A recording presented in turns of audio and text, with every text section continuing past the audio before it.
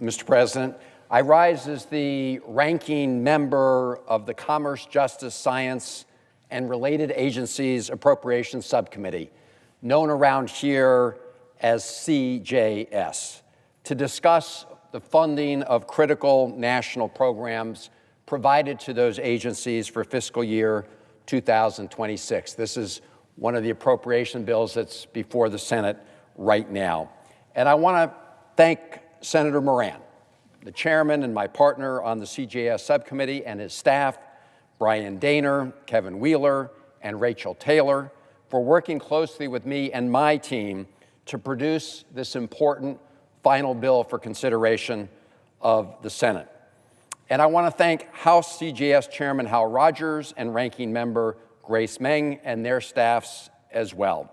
This bill is the result of many long days and nights of tough negotiations over the holidays, including a very productive call among the four of us on New Year's Eve to broker a final deal on the bill's remaining and outstanding items. And this bill has already overwhelmingly passed the House of Representatives. The CJS Appropriations Agreement meets the allocation that was given to our subcommittee of $78 billion in discretionary spending. It rejects the very deep and reckless cuts proposed in the president's budget. At the same time, it's not much higher than the 2025 continuing resolution. So basically flat funding, even as needs have grown in these important programs. So we had to make tough decisions when it came to what programs to cut and what to protect. But Senator Moran and I were able to work together with our House colleagues in a bipartisan way to do our best to make those decisions.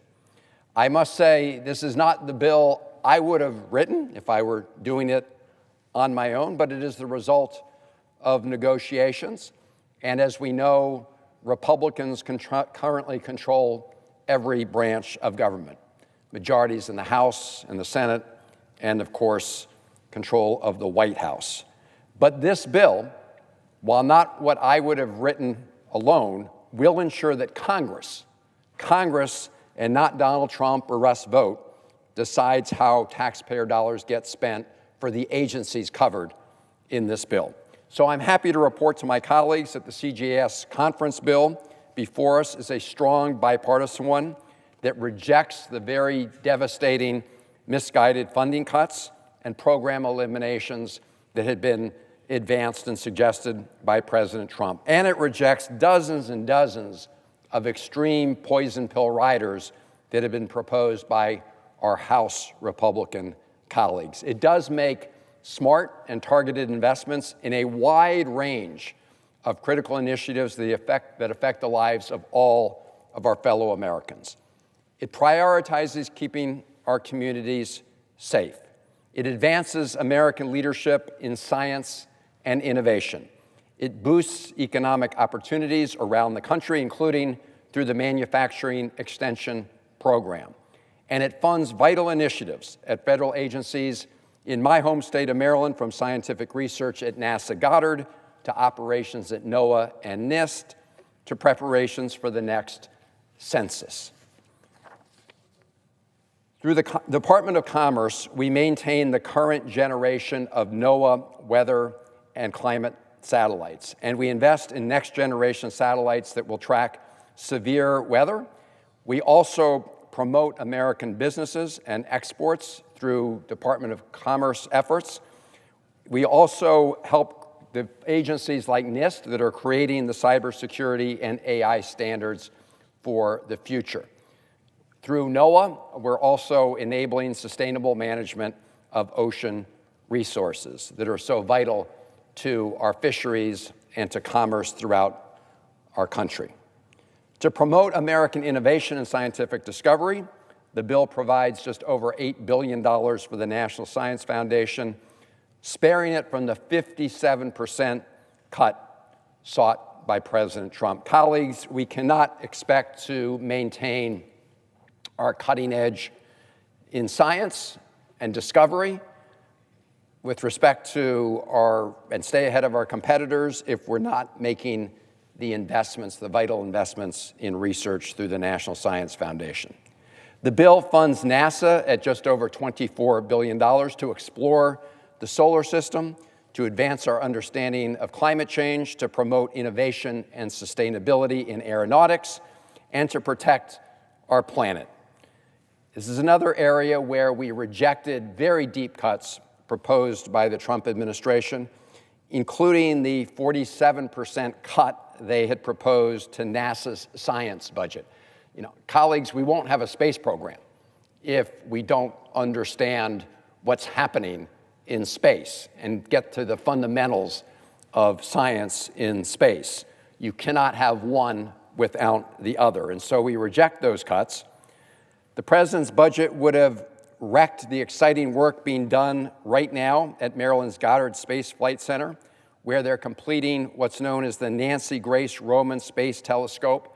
It is on time, in fact, ahead of schedule, and right now under budget, and is expected to launch later this year to investigate dark energy and the formation of galaxies and stars, all things that will add to the body of human knowledge and help the United States remain a leader when it comes to space discovery and exploration.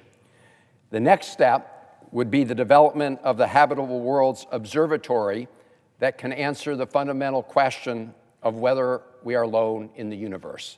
That is another exciting project where America will take the lead, but only if we provide the resources to get it done. And that is another important program based at NASA Goddard. Mr. President, I also included language directing NASA to preserve all of the technical and scientific world-class capabilities at Goddard during any consolidation of the campus, and calling for a National Academies of Sciences study to make sure that NASA Goddard is set up for long-term success. It is a national treasure, and we need to preserve it. Reform, yes, but let's make sure we reform it in a way that can allow it to continue to be a leader when it comes to space science, earth science, and the American enterprise. Funding in this bill will also help better protect American communities. It invests in life-saving grant programs from state, local, and tribal law enforcement to advancing criminal justice initiatives to providing the highest level of funding ever for the Office on Violence Against Women.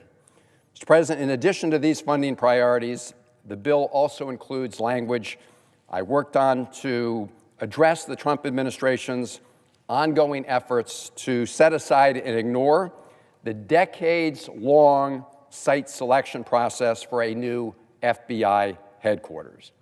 The language in this bill requires that prior to spending any reprogrammed construction funds on a new headquarters, the FBI must submit the contracted and completed architectural and engineering plan for any new building, including the security plan for review by the Appropriations Committee.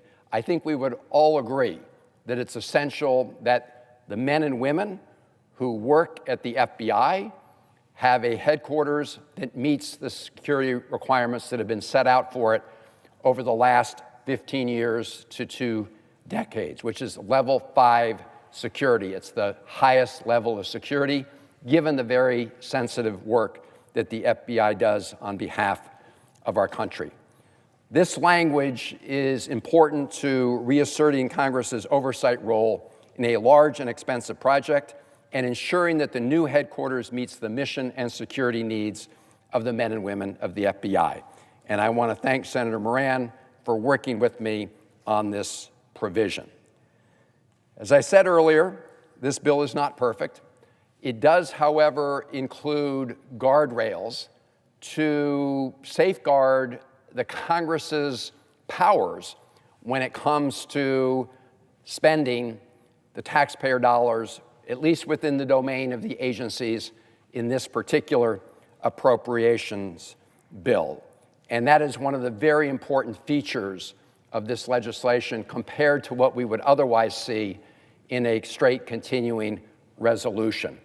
In this bill, we make sure that congressional prerogatives are protected, not just in report language, but in the statute itself. Mr. President, as I said, the bill's not perfect. There are many things that I would have chosen to do differently if I were doing this on my own. I will say one problem with the bill before us is that a provision that had been unanimously adopted in the Senate Appropriations Committee regarding the Epstein files was taken out of this bill. That provision would have required the Department of Justice to retain those records. It also required them to submit not just the files, but a report that provided information and analysis on various aspects of the Epstein files, from financial questions to links regarding foreign intelligence, anything that the documents reflected. And I will say at a time when we've seen just a small percentage of those files actually released to the public and to the Congress, we need to do much better, which is why I have filed an amendment to this bill to restore the identical language that this Senate and Senate Appropriations Committee unanimously adopted. Despite those shortcomings of the bill, Mr. President, I do think if you look at its full scope, that it is something that is worthy of bipartisan support. I think it will advance very important national interests, both when it comes to science and discovery, when it comes to law enforcement, and when it comes to other major national priorities. The funding in this bill and the resources it's provided will, in my view, strengthen our country, especially at a time when we are facing so many challenges around the world, from competitors and adversaries, including China and others.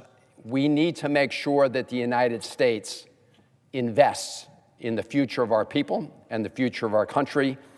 This bill, while not perfect, is a positive step in that direction, and I urge my colleagues to adopt it. And I yield the floor.